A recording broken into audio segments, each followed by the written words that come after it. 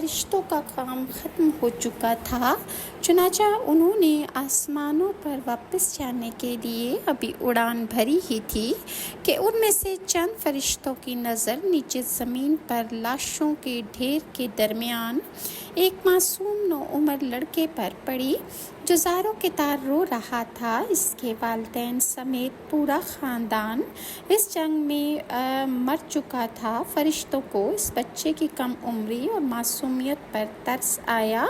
انہوں نے حضرت جبرائیل کے ذریعے اللہ تعالیٰ سے اجازت لی اور اس بچے کو آسمان پر لے آئے، جہاں یہ فرشتوں کی زیر نگرانی تعلیم و تربیت کے مراحل طے کرنے لگا۔ اس بچے کا نام عزازیل تھا۔